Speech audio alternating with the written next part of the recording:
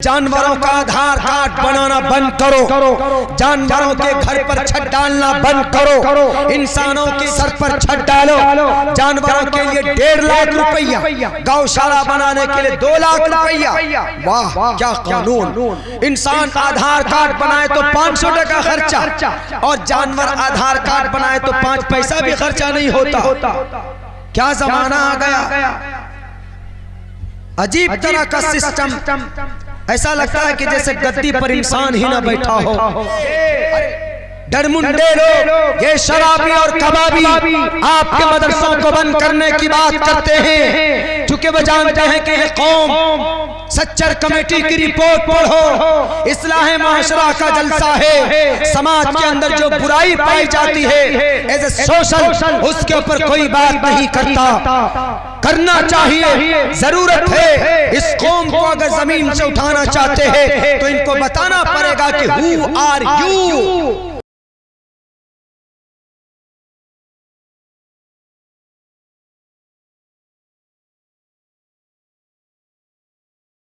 जनाबे हजरत मौलाना अब्दुल्ला सालिम कमर चतुर्वेदी, मैं बड़े अदब के साथ हजरत से गुजारिश कर रहा हूँ हजरत तशरीफ लाए और अपनी कीमती बातों से हम सामने को नवाजें।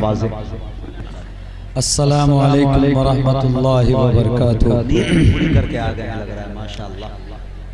अल्हम्दुलिल्लाहिल्लज़ी अब्दअल अफ़लाक वल अर्ज़ीन वस्सलातु वस्सलामु अला मन कान नबिय्यन व आदम बैनल माइ वत्तीन। क़ाल अल्लाहु तबारक व तआला फ़िल क़ुरआनिल मजीद मुहम्मदुर रसूलुल्लाह वल्लज़ीन माअहु अशिद्दाउ अलल कुफ़्फ़ारि रुहमाउ बैनहुम तराहुम रुक्अन सुज्जदा। वक़ाल अल्लाहु तबारक व तआला उलाइका हुमुल मुफ़्लिहून। वक़ाल अल्लाहु तबारक व तआला उलाइका हुमुस सादिक़ून। क़ाल नबी सल्लल्लाहु अलैहि वसल्लम मन कज़ब अलैहि मुतअम्मिदन फ़ल्यतबव्वअ मक़अदहु मिनन नार औ कमा क़ाल नबी अलैहि सलातु वस्सलाम। All praise and thanks are Allah's, the Lord of the Alameen, mankind, jinn and all that exists. You honor only the ruling judge, the day of recompense, it means the day of resurrection. You only we worship, you only we ask for help. Each and everything guide us to the right path, to the straight way. May praise be to Allah and cherisher, the sustainer of the worlds, and may the blessings and peace be upon the master of prophets, on all of his companions. The primary aim of education is to prepare and to qualify the new generation for participation in the development cultural society.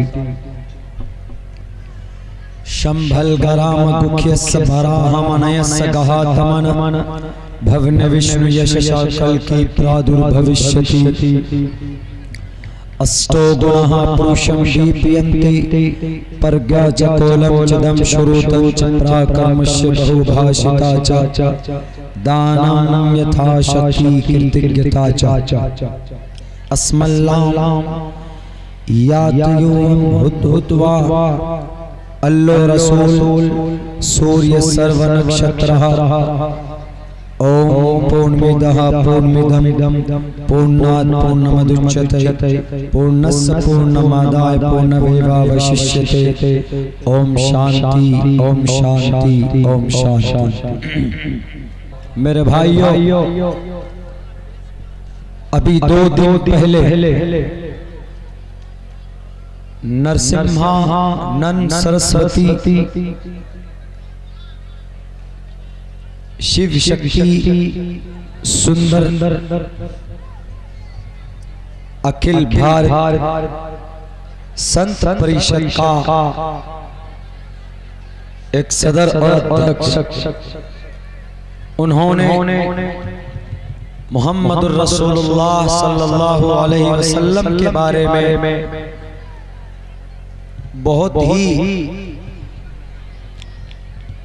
खुद साख्ता Derrida दहन तौहीद आमेज़ कलिमात कहे।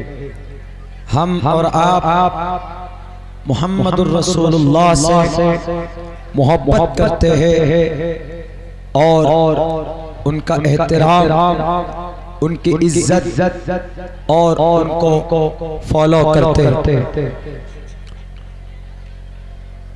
इस्लाम की नजर में अगर कोई किसी नबी को गाली देता है तो इस्लाम की नजर में, शरीयत की नजर में वो इंसान वाजिबुल कत्ल है। ईसाई धर्म में, ईसाई मजहब में फ्लास्फेमी एक कानून है, अगर कोई हजरत ईसा अलैहिस्सलाम को गाली देता है तो उस इंसान को इतने कोड़े मारे जाएं, इतना पत्थर बरसाया जाए कि उसको जमीन में समा दिए जाएं। ये कानून आज भी मौजूद।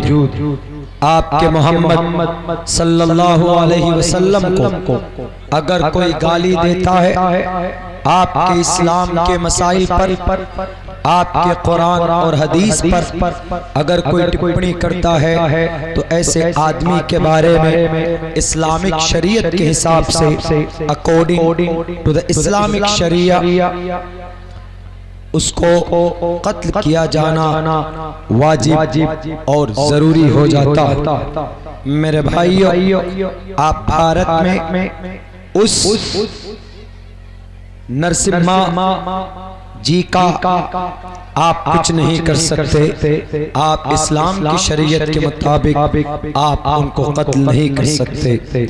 लेकिन आप ऐसे लोग जो मोहम्मद रसूलुल्लाह को गालियां बके, आपके कुरान और शरीयत के मसाइल पर उंगली उठाए, तो ऐसे समय में आपको क्या करना चाहिए? ऐसे वक्त में आपको कैसे कदम उठाने चाहिए?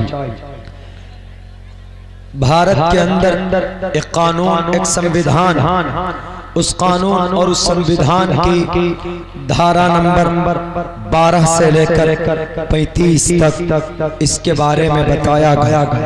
अगर कोई मुसलमान श्री रामचंद्र जी को बुरा भला कहता तो उसको उस पर कानूनी तौर पर कार्रवाई होनी चाहिए, उसको 3 साल का जेल होना चाहिए। अगर कोई मुसलमान हिंदू मुसलमान के प्रोफेट मोहम्मद सल्लल्लाहु अलैहि वसल्लम को गाली देता है तो वो हिंदुस्तान की संविधान के मुताबिक, कानून के मुताबिक उस आदमी को जेल के अंदर 3 साल के लिए कैद किया जाना चाहिए। क्या गाली दी, क्या अल्फाज कहे? आप में से बहुत सारे नौजवानों के मोबाइल के अंदर आपने वो वीडियोस देखे होंगे। मैं जानता हूँ मेरी बात इतनी गौर से शायद आप लोग न सुने। मैं मेरी बात इस कैमरे में मैं रिकॉर्ड करवाना चाहता हूँ और इस कैमरे के जरिए से मैं नरसिम्हानंद सरस्वती को बताना चाहता हूँ कि अगर वाकईतन आपके अंदर आपके माँ का खून है, अगर आपके अंदर एक सच्चे भारतीय होने का संस्कृति मौजूद है, आप खुदारा अपने उन अभद्र भाषा का आप एक्सप्लेनेशन कीजिए और आप तौबा कीजिए, आप इस्तिग़फ़ार कीजिए। नहीं तो आप दलाइल की दुनिया में आइए और अब्दुल्ला सालिम का चैलेंज कबूल कीजिए। मैं इंशाअल्लाह अकाबिरीन के दुआओं के सदक़े में अल्लाह की ज़ात पर भरोसा करके उनको ये चैलेंज करता हूँ, ये दावा करता हूँ कि आओ मैदान में। आपने कहा कि मोहम्मद, उनके अल्फाज ये थे कि मोहम्मद सबसे पहले जिहादी हैं जिन्होंने नौज़ बिल्लाह नौकरी की और उस घर में उन्होंने उसके शौहर को मारा और उस बेवा से शादी की, ये अल्फाज। और उन्होंने मुख्तसर से वक्त में बहुत बड़ा एम्पायर खड़ा किया, बहुत बड़ी बादशाहत कायम की, और फिर जो आज की डेट में दर्द सर बना हुआ। उन्होंने ये बात कही कि मोहम्मद रसूलुल्लाह पहले जिहादी हैं, पहले जिहादी मोहम्मद हैं इस धरती पर। और फिर उन्होंने नौकरी की एक औरत के घर और उसके शौहर को मारा, और उसके बाद फिर उन्होंने उनकी जायदाद पर कब्जा किया और पूरी दुनिया के अंदर एम्पायर खड़ा की, हुकूमत बनाई। They are false and they are not related to the any kind of reality. They have no identity and they have no reality. इसकी कोई हकीकत, कोई सच्चाई नहीं। क्यों? मोहम्मद का जन्म कहाँ पर होता है? आप अलैहिस्सलाम एक अमन की जगह पर पैदा होते। अगर उनको यकीन न हो तो मैं कहना चाहूँगा, नरसिम्हानंद सरस्वती जी, अगर आपको जानकारी नहीं है, if you don't know about the last prophet Muhammad सल्लल्लाहु अलैहि वसल्लम, you have to educate, you have to open the authentic books are found in entire world. Muhammad रसूलुल्लाह की सीरत के बारे में, उनकी हिस्ट्री और इतिहास के बारे में उठाओ अपनी किताबों को, उठाओ दुनिया के शास्त्रों को। कौन सी किताब उठाओगे? मोहम्मद का तज़किरा वहां पर नहीं है। आप उठाओ दुनिया के हर ग्रंथ को, हमारे नबी का तज़किरा मिलेगा।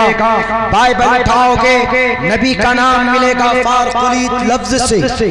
आप आवाज था उठाओगे, नबी का नाम मिलेगा, नबी का नाम मिलेगा आवाज था। ऋग्वेद उठाओगे, नबी का नाम मिलेगा नराशन। आप दुनिया की किसी भी शास्त्रों को उठाकर देखिए, हमारे नबी पाक अलैहिस्सलाम की पैदाइश का तज़किरा मौजूद। कहाँ पैदा हुए? अमन की जगह में। नरसिम्हानंद जी, आपकी किताब का हवाला भविष्य पुराण उठाइए, दूसरे अध्याय को देखिए, जिसमें कहा गया शंबल का राम गुख्य सबराहमण सगहातमण भवने विष्णु यश कल की प्रादुर्भविष्यति सुमत्यानि था वैष्णवम। सोमवती के कोख से, एक अमन वाली के कोख से, और विष्णु यश अब्दुल्ला के जरिए से मोहम्मद का जन्म होगा। अमन की जगह पर जो आदमी अमन की जगह पर पैदा हुआ हो, वो आदमी कभी भी तशद्दुद परस्त नहीं हो सकता, वो आदमी कभी भी वायलेंट नहीं हो सकता। अगर आपको मालूम न हो तो आप उठाएं अपनी किताबों को, अपने शास्त्रों को। अगर ये अल्फाज ना हो तो अब्दुल्ला सालिम की जुबान काट दीजिएगा, और मैं आपको दावे के साथ कह सकता हूँ वलन तफालू, क़यामत तो आ सकती है।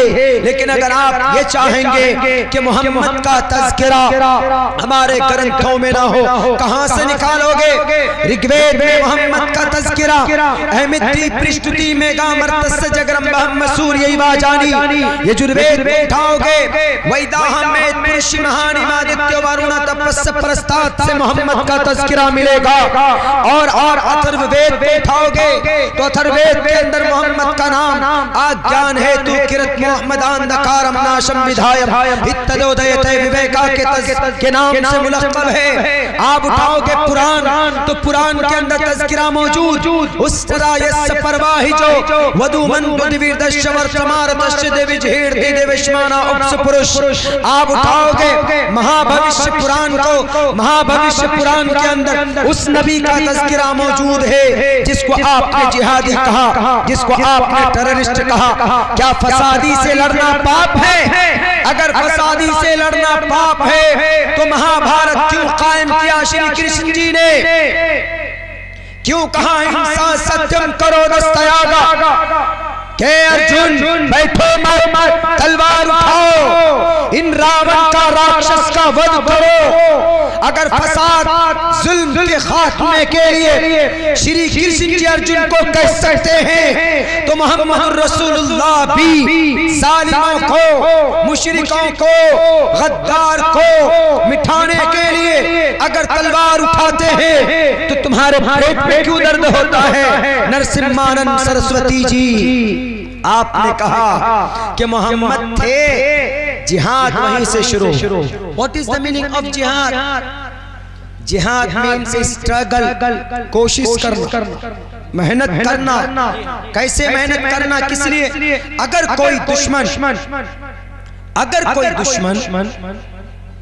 आपकी इज्जत पर, आपके घर पर हमला करे तो आप क्या कीजिएगा?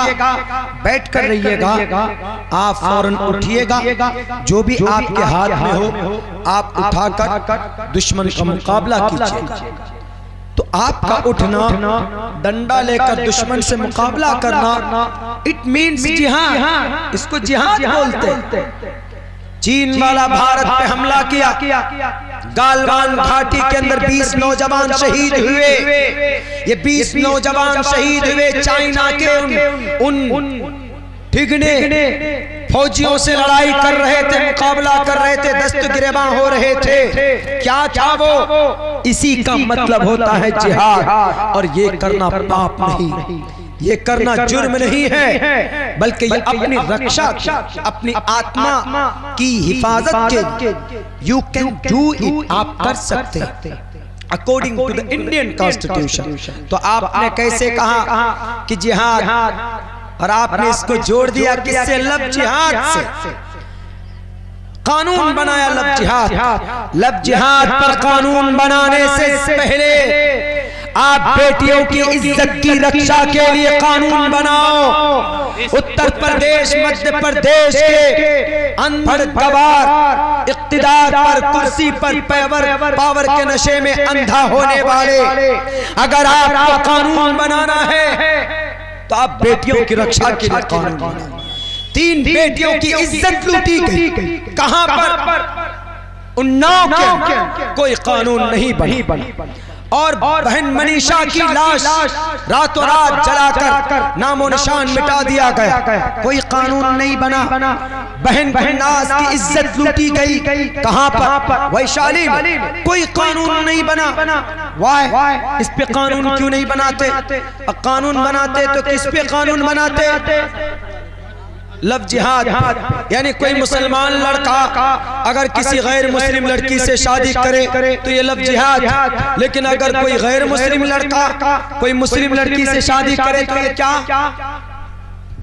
ये भी तो जुर्म होना चाहिए। नहीं, ये है प्रेम विवाह। अगर कोई मुस्लिम लड़का गैर मुस्लिम लड़की से शादी करे तो लव जिहाद। लेकिन अगर कोई गैर मुस्लिम लड़का मुस्लिम लड़की से शादी करे तो इट मीन्स प्रेम विवाह, घर वापसी।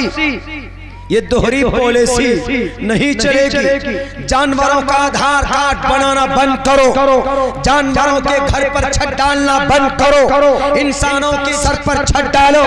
जानवरों के लिए 1.5 लाख रुपया, गौशाला बनाने के लिए 2 लाख रुपया। वाह क्या कानून! इंसान आधार कार्ड बनाए तो 500 टका खर्चा, और जानवर आधार कार्ड बनाए तो 5 पैसा भी खर्चा नहीं होता। क्या जमाना आ गया! अजीब तरह का सिस्टम। ऐसा लगता है कि जैसे गद्दी पर इंसान ही ना बैठा हो। अरे लव जिहाद को तुम क्या मना करोगे? लव जिहाद का मतलब फुसला कर किसी हिंदू लड़की से शादी करना। तुम क्या कहोगे? हमारे नबी ने 1450 साल पहले जो कुरान आया उसमें तो अल्लाह ने बयान कर दिया, वला तनकिहुल मुशरिकात हत्ता युमिनना। समाज का कोई नौजवान अगर किसी गैर मुस्लिम लड़की से विवाह करे, नॉट एक्सेप्टेबल, वैलिड नहीं होगा। अल्लाह खुद कहता है कि मुसलमानों, तुमने किसी गैर मुस्लिम लड़की से अगर निकाह कर लिया तो तुम्हारी शादी नहीं होगी। नौजवानों, बहुत क्रिटिकल सिचुएशन में आपकी जवानी फंसी हुई। इसीलिए अगर इस कौम को बचाना तो हमें और आपको खड़ा होना होगा। आपका कोई टारगेट है जवानों? खड़े होकर समाज के गलियों में लड़कियों को देखना, अपनी गर्लफ्रेंड बनाना और अपनी समाज की बहू बेटी की इज्जत लूटना, अगर ये हमारा मकसद है तो फिर हम गलत नहीं कहेंगे आरएसएस बजरंग दल वालों को। आरएसएस बजरंग दल वाले ने अपने टारगेट फिक्स किए। जवानों, आपका क्या टारगेट है? आपने कभी फिक्स किया? एक नौजवान हमसे पूछता है कि मौलाना, मैं व्हाट्सएप में 18,000 लोगों को ग्रुप में जोड़ना चाहता हूं। हमने कहा क्या कहोगे बाबू? बोला कि मैं इंक़िलाब पैदा करना चाहता हूं। हमने कहा कि व्हाट्सएप के जरिए, फेसबुक के जरिए?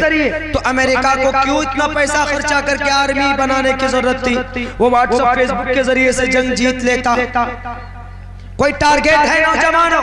नहीं, टारगेट तय करो। कौन सा टारगेट? अगर आपकी दिलचस्पी सियासत से तो आप सियासत में, अगर आपकी दिलचस्पी तिजारत में तो तिजारत करें, छोटे मोटे पैसों से करें। अगर आपकी दिलचस्पी एजुकेशन में है, एजुकेशन में होना चाहिए। Education is to prepare and to qualify the new generation for participation in the development cultural society.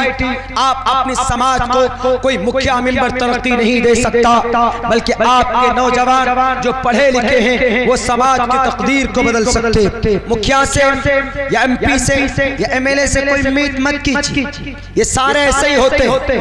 मैं देखा हूं, because I belong to political situation and I know lot of, मैं बहुत जानता हूँ इसके बारे में। इनसे उम्मीद मत कीजिए, ये कर दें तो भला, लेकिन समाज को ज़हनी एतबार से अगर आप तरक्की देना चाहते तो आपका हर बच्चा पढ़ा लिखा होना चाहिए। आपके गांव के अंदर हर अफराद के अंदर कम से कम इतनी तालीम हो, इतनी लियाकत होनी चाहिए ताकि उसको कहीं पर पुलिस में, ब्लॉक में, रजिस्ट्रार ऑफिस में, डिस्ट्रिक्ट के अंदर, तहसील के अंदर कहीं पर भी जरूरत पड़े तो अपनी आवाज को रख सके, वो अपनी आवाज को बुलंद कर सके। आज हमारे नौजवानों को मालूम नहीं है उनका फ्यूचर प्लान क्या। आरएसएस ने 1925 में अपना फ्यूचर प्लान तय किया था।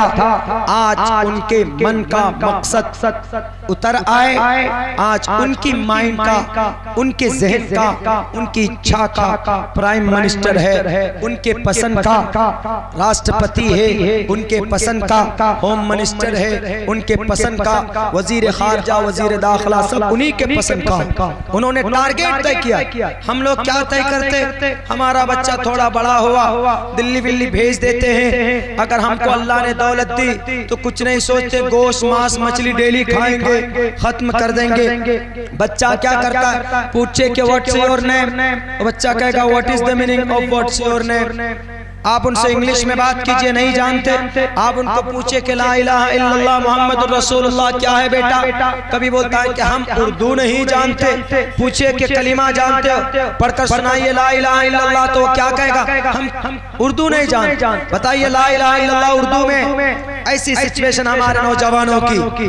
क्या इतिहास है आपकी भारत की? जानते हैं? क्या इतिहास है आपकी मोहम्मद की? जानते हैं? क्या इतिहास, क्या हुकूक है आपके इस देश में? जानते हैं? नहीं जानते। आपको जानना चाहिए, आप नहीं जानते हैं। यही वजह है कि बेजुबान लोग, ये डरमुंडे लोग, ये शराबी और कबाबी आपके मदरसों को बंद करने की बात करते हैं, क्योंकि वो जानते हैं कि ये कौम सच्चर कमेटी की रिपोर्ट पढ़ो, इस्लाह माशरा का जलसा है। समाज के अंदर जो बुराई पाई जाती है एज ए सोशल, उसके ऊपर कोई बात नहीं करता।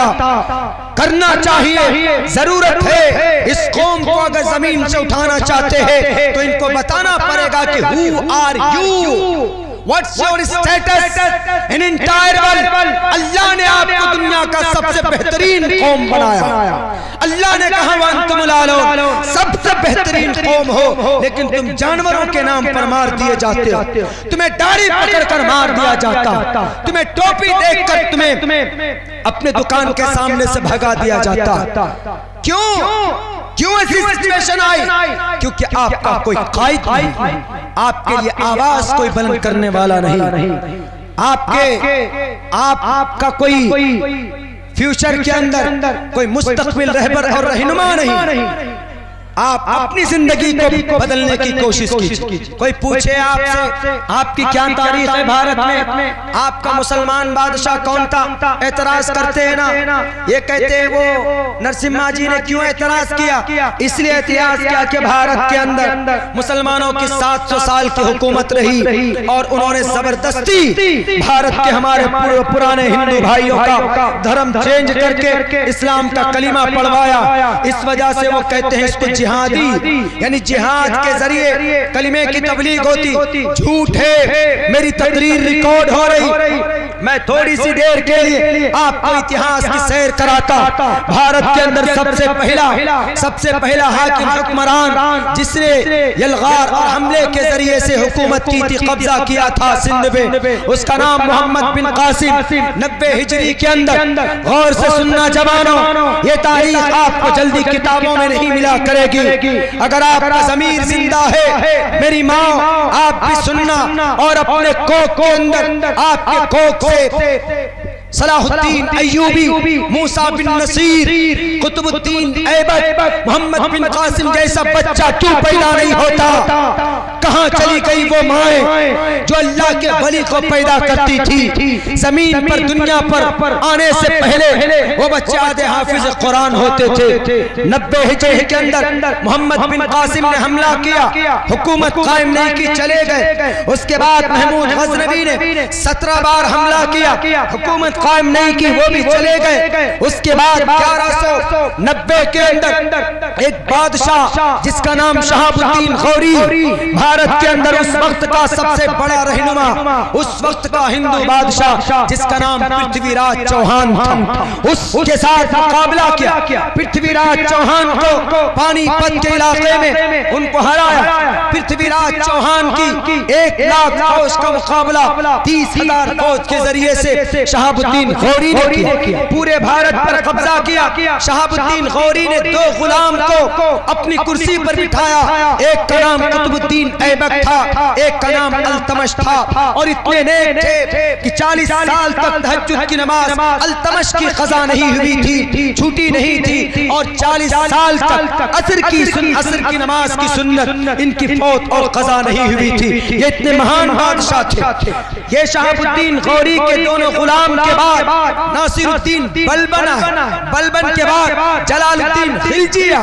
जलालुद्दीन खिलजी का भतीजा अलाउद्दीन खिलजी, जिन्होंने गांव मोहल्ले में घूम कर, दुकान मार्केट में घूम कर किराया मालूम करते थे, रेट मालूम करते थे, भाव मालूम करते थे कि आखिर कितनी कीमत में लोग बेच रहे हैं, कि पेट्रोल 100 रुपए लीटर हुआ कि 50 रुपए लीटर होना चाहिए।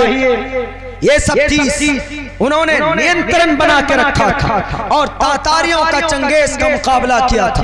अब ये चंगेज के बाद, ये खिलजी के बाद, तीसरे नंबर के बाद चौथे नंबर पर मोहम्मद तुगलक के बाद इस धरती पर एक बहुत बड़ा बादशाह तैमूर, 2 बादशाह जिनकी आधी दुनिया में हुकूमत, एक तैमूर और एक का नाम बायजीद, सुल्तान बायजीद खान।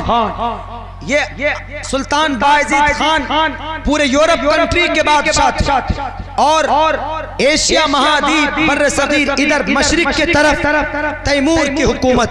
ये 2 बादशाह, अगर ये दोनों बादशाह मिल जाते तो आज ये डरमुंडे, आज ये भगवा रंग में हिंदुस्तान को, संविधान को तोड़ने वाले, इनके कलेजे में इतनी ताकत नहीं होती, पूरी दुनिया के अंदर अमन का झंडा लहराया हुआ होता अगर ये दोनों बादशाह मिल जाते। लेकिन ये होते हैं ना बादशाह लोग का याश होते, यूरोप कंट्रीज के गुंडों ने, वहां के लुटेरों ने, सियासतदानों ने कहा कि इन दोनों को नहीं रोका, अगर ये मिल गए तो इस दुनिया पर इस्लाम का झंडा बुलंद करने से कोई नहीं रोक सकता। ये दोनों लड़ गए, बायजीद खान और तैमूर। ये तैमूर चौथे नंबर पर आया था हमारे इस मुल्क के अंदर, चौथे 5वें नंबर पर। मोहम्मद तुगलक के बाद जब तैमूर आए तो तैमूर ने हमला किया, तो तैमूर की हुकूमत सादात के नाम से जानी जाती, और ये तैमूर वाक़िअतन था अपनी हुकूमत कायम करने के लिए कुछ भी हो जाए वो अपनी हुकूमत कायम करता। तैमूर के बाद इस देश में कौन आए? बहलूल लूदी, उसका आखिरी वंश इब्राहिम लूदी था। इब्राहिम लूदी के बाद इस देश में बाबर आए 1526 बाबरी मस्जिद कब बनी? 1528। किसी मंदिर को तोड़कर नहीं बनाया गया। ये तो जाहिल आदमी है जो बोलते बाबरी मस्जिद मंदिर तोड़कर बनाया गया। बिल्कुल गलत इतिहास है, मैं उधर नहीं जाना चाहूंगा। मैं आपको सिर्फ इतना बता रहा हूं कि बाबर 1526 से लेकर बहादुर शाह जफर तक 1857 तक, ये 300 साढ़े 300 साल तक मुगल बादशाह इस देश में। यानी अब वहां से शहाबुद्दीन गौरी से बहादुर शाह जफर तक मुस्लिम इंपेयर 700 साल तक हुकूमत की इस देश। किसी भी मुसलमान जो मैं बताना चाहता हूं, ये नरसिम्हा नंद सरस्वती जी को बताना चाहता हूं, आपको भी पता होना चाहिए कि भारत में किसी भी 700 साल के अंदर किसी भी मुस्लिम इंपेयर ने किसी भी गैर मुस्लिम भाई को जबरदस्ती कलिमा नहीं पढ़ाया, बल्कि क्या किया? इन 700 साल के अंदर एक बादशाह जिसका नाम मोहम्मद तुगलक चौथे नंबर पर जो आया था, तो मोहम्मद तुगलक ने कहा उलमा से कि मदरसों में मस्जिद में जो टाइम आपको मिल जाए वो टाइम वहां से निकाल कर आप गांव में जाएं, आप बैरिया जैसी गांव में जाएं, आप रघुनाथपुर जाएं, आप कटिहार जाइए, आप लाभा जाइए, आप मनिहारी जाइए, आप प्राणपुर जाइए, आप कदवा जाइए, आप बरारी जाइए, अररिया डिस्ट्रिक्ट के अंदर सर्कल के अंदर जाइए और जाकर लोगों को कहिए कि Islam is the best religion. जिसको अच्छा लगेगा वो एक्सेप्ट करेगा। और लोगों को बताइए लोगों को नमाज के बारे में बताइए। तृतीयानन को डला कार्य चतुर्थ देव चंद्र का। हमारे भाइयों को मोहम्मद रसूलुल्लाह की इत्तिबा के बारे में बताइए, इताअत के बारे में बताइए। यहाँ न पक्षपातें कुछ ना को वैद पुराण संत मत भाको तबलक जो सुंदरम चाहे कोई बिना मोहम्मद पार न कोई बता। सिर्फ मोहम्मद तुगलक ने इस्लाम का प्रचार किया, वो भी जबरदस्ती नहीं बल्कि पुरसुकून अंदाज में।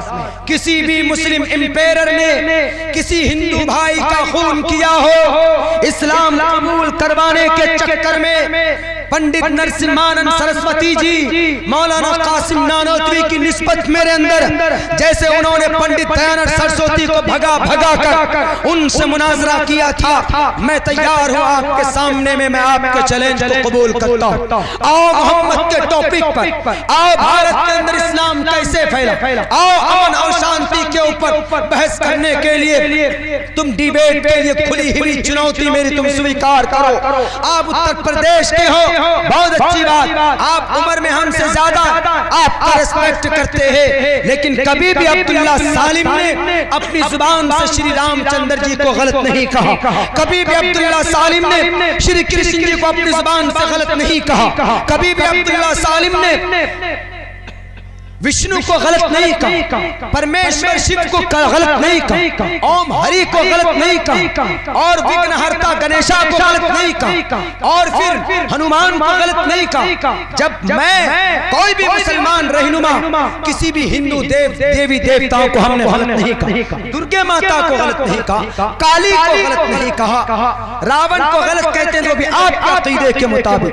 कभी भी स्वर पंख को हमने गलत नहीं कहा, हमने श्री रामचंद्र जी के लक्ष्मण को गलत नहीं कहा, हमने सीता को गलत नहीं कहा,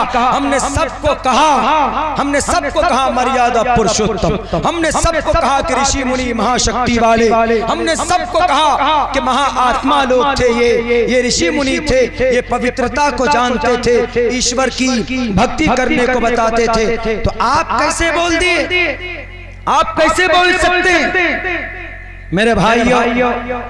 लेकिन हम लोग क्या किए, हम लोगों के अंदर तो इतनी मोहब्बत है मोहम्मद रसूलुल्लाह के ताल्लुक से कि अगर आज कहते हैं कि भैया चलो जरा प्रोटेस्ट करते हैं, नहीं प्रोटेस्ट करने जाएंगे तो पुलिस वाले आपके हाथ में हथकड़ी लगा दे, तो आपको पता होना चाहिए कि अगर आप प्रोटेस्ट करेंगे तो पुलिस आपके हाथ में हथकड़ी नहीं लगाएगी। भारत का संविधान का आर्टिकल नंबर 19 कहता है, क्या कहता है? To assemble with peaceful without arms, you have to give speech and freedom of expression and freedom of thought, personal liberty, आपकी शख्सी आजादी। आप यहाँ पर बैठकर अगर सरकार के खिलाफ अगर आप धरना देना चाहें तो यू आर फ्रीडम, आप कर सकते, दे सकते। नहीं, इतने बुज़दिल बन गए हम लोग, इतने आराम पसंद बन गए हम लोग। हमारे नबी के ऊपर तौहीन आमेज़ कलिमात कहे जा रहे हैं और हम लोगों के रोंगटे खड़े नहीं होते। मोहम्मद रसूलुल्लाह के ताल्लुक से हम लोग इतने वाक़ियतन या तो डर गए, या तो हम लोग बुज़दिल बन गए, या तो मोहम्मद रसूलुल्लाह से मोहब्बत न रही कि हम लोग कम से कम किसी भी एतबार से अपना प्रोटेस्ट दर्ज करवाएं। ये मैं आपको नहीं कह रहा हूँ, बल्कि इन दानिश्वर लोगों को कह रहा हूँ जिनको कुर्सी और जिनको गद्दी और जिनको पावर मिला हुआ, पता नहीं किस नशे में धुत हैं ये, क्यों इनको इतना डर लगता है? कौम आपके साथ है, हम आपके साथ हैं, आप आए तो सही मैदान में, अब आवाज तो बुलंद करें। हमारे नौजवानों को मार दिया जाता, आपकी जुबान से आवाज नहीं निकलती, प्रोटेस्ट करते CAA पे तो हमारे जवानों को जेल में डाल दिया जाता, आप उनके लिए पैरवी नहीं करते। कल अब्दुल्ला सालिम के हाथ में हथकड़ी लग जाए, आज तो बोलते हैं कि मौलाना अब्दुल्ला सालिम की तकरीर सुनेंगे, मौलाना अब्दुल्ला सालिम बहुत अच्छे, अदनान साहब बहुत अच्छे, नज़्म हसन साहब बहुत अच्छे उत्तर प्रदेश से आए, और हमारे सोहराब साहब बहुत अच्छे। लेकिन कल चल कर अगर सोहराब साहब के हाथ में हथकड़ी लग जाए, नज़्म हसन साहब के हाथ में हथकड़ी लग जाए, तो हम में से कोई पूछने के लिए नहीं जाता, कोई जेल इनकी पैरवी के लिए नहीं जाता। हमको सहानुभूति, हमको बड़ा दुख है, दर्द है कि मौलाना साहब को जेल हो गया। नहीं चाहिए तुम्हारी ये हमदर्दी। गुलनाज की इज्जत लूटी गई, सेल्फी खिंचाए घर पे जाकर, इंटरव्यू दिया, हम उनके घर पर होकर। नहीं चाहिए ये तुम्हारे मगरमच्छ के आंसू। हमें तो जमीन पर उतरकर उस गुलनाज के लिए कौन केस लड़ रहा, उनका फाइनेंशियली मदद होना चाहिए। हमें ऐसे लोगों की जरूरत है, हमें ज़बानी जुमलेबाजी करने वालों की जरूरत नहीं है। और जिस दिन इस कौम के अंदर ये जज्बा पैदा हो जाए, उस दिन ये कौम इंशाअल्लाह इंक़िलाब पैदा करेगी। मेरे भाइयों, मैं यही पैगाम देना चाहता हूँ आप लोगों को, अल्लाह करे कि वो दिन आ जाए कि जिस दिन हमारे नौजवान, हमारे समाज के लोग दोबारा खड़े हो जाएं और इन जालिमों का मुकाबला कर सकें। जब भारत का संविधान आपको इजाजत देता है, आप आवाज क्यों नहीं बुलंद करते? परसों हमने एक जलसे में एक बात कही थी कि आपके मदरसों को बंद करने की बात की जा रही। उत्तर प्रदेश में योगी जी ने तो भंग खा लिया, मदरसों को ही तफ्तीश में ला रहे। कौन से मदरसे में आतंकवाद है, कौन से मदरसे में बंदूक है, कौन से मदरसे में RDX है, कौन से मदरसे में तोप है, वो लगे पड़े। और जिनमें कुछ शक होता ताला लगा देते। आसाम के अंदर तो 620 मदरसों में ताले लगाने की बात की जा रही, बल्कि ऑर्डर हो गया, अप्रैल से नाफिज हो जाएगा। 620 मदरसे and they will be converted into the modern education. School में तब्दील हो जाएंगे जहाँ कुरान की तालीम होती थी। हमने परसों इलाके के जलसे में एक बात कही कि क्या आप लोग उठ नहीं सकते, खड़े नहीं हो सकते? उन्होंने कहा कि मौलाना किन का साथ है, क्या करें, हमको समझ में नहीं आता। हमने कहा क्या है, बंद करो, एक हाथ में कुरान हदीस, कुरान और शरीयत लो, दूसरे हाथ में आप भारत का संविधान लो और निकल जाओ मैदान। जब जरूरत पड़े आपको अजान देने की तो अजान दो, अल्लाहु अकबर। जब जरूरत पड़े आपको कुरान पढ़ने की, जब जरूरत पड़े आपको नमाज पढ़ने की तो पढ़ो, अक़ीमुस्सलाह। जब जरूरत पड़े आपको कुरान पढ़ने की तो कुरान पढ़कर सुनाओ, अलिफ लाम मीम ज़ालिकल किताब और तिलकर सयक़ूल तिलकर रुसुल लन तनावल मुहसनात ला युहिब्बुल्लाह व इज़ा समिअू वलौ अन्ना क़ालल मलअू वअलमू यातज़िरून वमा मिन दाब्बा वमा उबर्रिउ रुबमा सुब्हानल्लज़ी क़ाल लम अक़ुल इक़्तरब लिन्नास। आगे आप पढ़िए, क़द अफ़लहल मुमिनून व क़ालल मलअू अम्मन ख़लक़तु मा उही और वमन यक़ुल और वो मालिया क़ाल फमन अज़लम इलैहि युरद्दु हामीम क़ाल फमा ख़त्बुकुम लक़द समिअ अल्लाह तबारकल्लज़ी अम्मा यतसालून। जब कुरान पढ़ने की बात आए तो आपका बच्चा कुरान पढ़ना चाहिए, लेकिन जब आप भारतीय बन जाओ, जब आप इंडियन बन जाओ, तो उस वक्त आप पढ़ो we the people of India. आप उस वक्त पढ़ो we are able to equal, I want to equality, I want to equality before law और the equal protection of the laws within the territory of India. आप भारत का संविधान हो, आपके मदरसों को बंद करने की जो भी बात करता, आप उनके सामने भारत के संविधान का आर्टिकल नंबर 30 खोलो और उनको कहो कि पढ़ो। लिखा है all minorities right minorities to establish and administer educational institution, all minorities whether based on religion और equal protection whether based on religion and language and shall have the right to establish and administer educational institutions on their choice. Bharat का संविधान आपको कहता मुसलमानों तुम मदरसा बना सकते हो, मुसलमानों तुम मकतब बना सकते हो, मुसलमानों तुम कुरान पढ़ा सकते हो, मुसलमानों तुम अंग्रेजी जुबान पढ़ा सकते हो, मुसलमानों तुम इंग्लिश जुबान पढ़ा सकते हो। Shall have the right to establish, क्या मतलब है आसाम के मिनिस्टर साहब बताइए भारत के संविधान का इस आर्टिकल का क्या मतलब है? अगर आपका ज़मीर जिंदा है तो अब्दुल्ला सालिम की जुबान का सवाल का जवाब दोगे। नहीं, you are communal, you are communalization, you want to communalization. इस देश को आप कम्युनलिज्म के अंदर तब्दील करना चाहते हैं। नहीं तो फिर क्यों बात करते हैं लोग कि मुसलमान मीर जाफर की औलाद है, मीर सादिक की औलाद। मैं मुसलमान हूँ, मीर जाफर के बारे में मरते दम तक कहता रहूंगा कि वह गद्दार था, उसने नवाब सिराजुद्दौला के साथ गद्दारी की। मीर सादिक गद्दार था, उसने टीपू सुल्तान के साथ गद्दारी की। एक आदमी ने सवाल किया कि मौलाना आप मीर जाफर की औलाद हैं, आप मीर सादिक की औलाद। हमने कहा क्यों? उन्होंने कहा कि उन्होंने गद्दारी की थी, अंग्रेज से हाथ मिला लिया था, उन्होंने जाकर बहुत सारे हिंदू भाई को मारा था, इसीलिए आप लोग भी तो वही चाहते हो ना, इसलिए आप मीर जाफर की औलाद, आप मीर सादिक की औलाद। कहां पर यह सवाल हुआ? बंगाल की खाड़ी के अंदर नवाब सिराजुद्दौला का इलाका धुलियान के इलाके के अंदर। हमने कहा कि आई respect and I accepted your challenge, मैं रखूंगा तुम्हारे सामने तारीख। हमने कहा कि नवाब सिराजुद्दौला, मीर हसन, नवाब सिराजुद्दौला का पीए कौन? नवाब सिराजुद्दौला का पीए मीर जाफर, नवाब और टीपू सुल्तान का पीए कौन? मीर सादिक।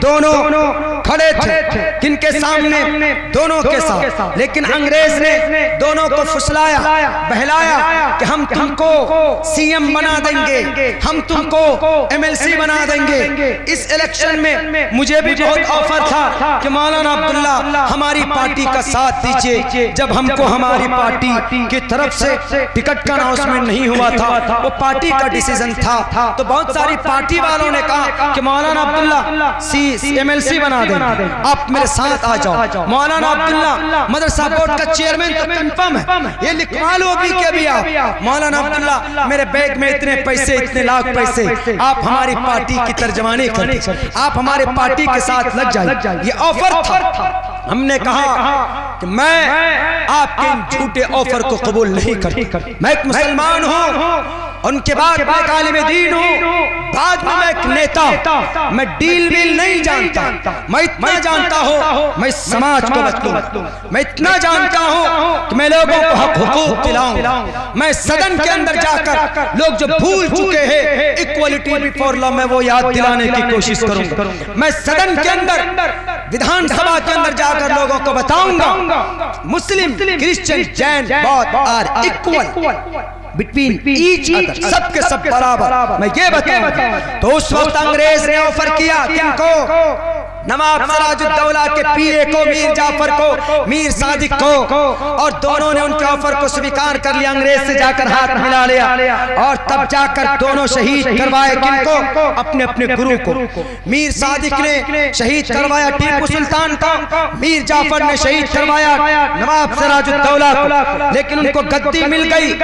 वहां से रहते जिन्होंने सवाल किया कि वाह मौलाना अब्दुल्ला, आप अपने धर्म के लोगों की बुराई कर रहे हो। मैंने कहा ये बुराई नहीं है, ये हक बयानी है। हमारे नबी ने कहा कि आयशा ए फातिमा, तुम मेरी जान का जिस्म का एक हिस्सा हो, लेकिन अगर तुमने शरीयत के खिलाफ वर्जी की तो मैं तुम्हारे हाथ को काट डालूंगा, मैं भूल जाऊंगा कि तुम मेरी बेटी हो। क्यों? इस्लाम की शरीयत की ये पहचान। मैंने कहा कि मेरे सवाल करने वाले भाइयों, मेरे सीने में ईमान है, अब्दुल्ला कभी गलत बयानी नहीं करेगा।